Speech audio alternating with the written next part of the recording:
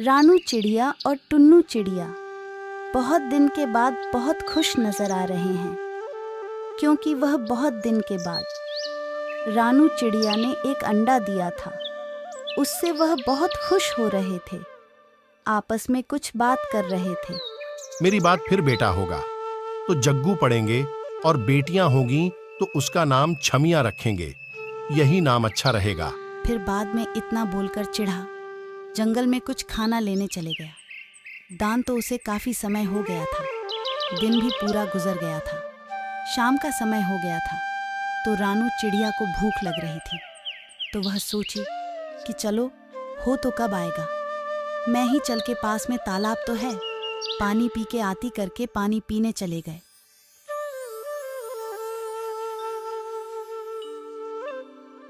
फिर जंगल में वहाँ कालू कौवा और गौरी कवि कुछ शिकार के इंतजार में घूम रहे थे।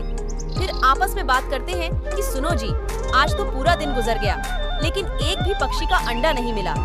इतना देखते फिर वह गौरी कभी देख लेती। सुनो जी, वह अंडा अकेला पड़ रखा। हाँ, चलो उसके पास चलते हैं। फिर गौरी कभी और कालू कौवा बहुत चालाक थे, तो वह पत्थर का अंडा वहाँ पर रख दिया और अच्छा अंडा निकालने गए, और वह निकाल के दूसरे जंगल चले गए हैं।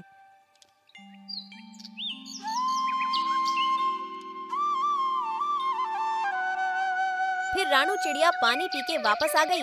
कुछ देर बाद कुछ नाश्ता लेकर जंगल से वापस लौट आया। फिर वह काफी समय गुजर गया कि सुनो रानू, अभी तक अपना अंडा से बच्चा क्यों नहीं निकला? तो फिर रानू कहने लगते, क्या पता जी, चलो फिर डॉक्टर के पास ले जाकर दिखाई, अंडे को क्या हुआ? सुनो रानू, मैं कुछ नहीं कर सकता, तुम्हारा अंडा यह पत्थर का है, तुम्हारा अंडा किसी ने चोरी कर लिया होगा तो मैं से कुछ नहीं करता। फिर वहीं पर रानी बहुत रोने लग गई और टुन्नू चढ़ा भी बहुत उदास हो गए। फिर वहां से वापस निकल आए उसके घोंसले की तरफ। फिर वो वापस आ गए। फिर उनके पास में एक बेबी करके रहती थी। उनके पति भी शहर जा रखा था कुछ काम से, तो वह भी बहुत समय से वापस नहीं लौटा। कि बहुत दिन से मैं कुछ खाए नहीं, तो आज थोड़ा बहुत कुछ खाना लेकर आता हूँ, जल्दी वापस आ जाऊंगी करके वहां से चले जाते हैं।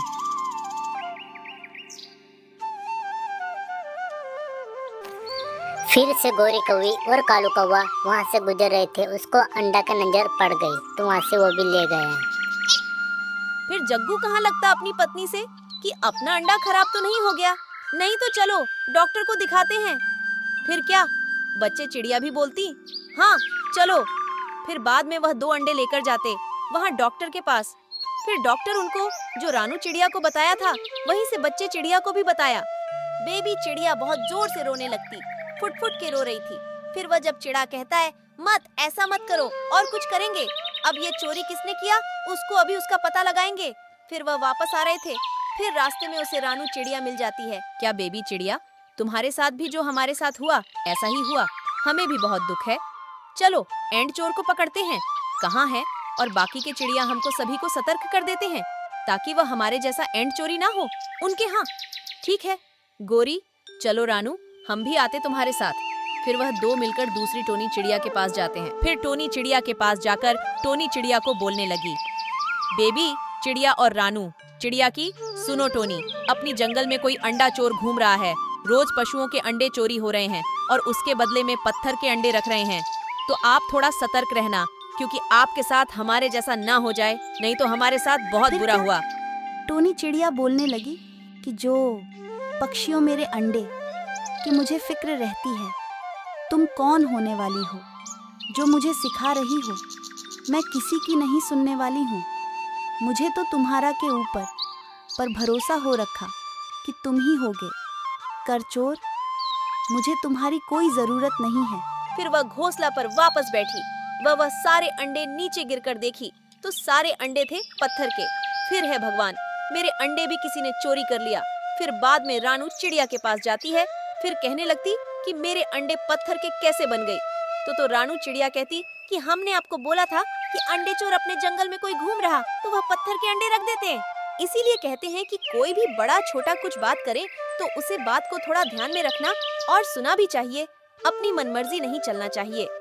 इस कहानी से आपको यही सीख मिलती। और हमारे चैनल पर नए हो तो लाइक और सब्सक्राइब जरूर करना और नई वीडियो के लिए इंतजार करना।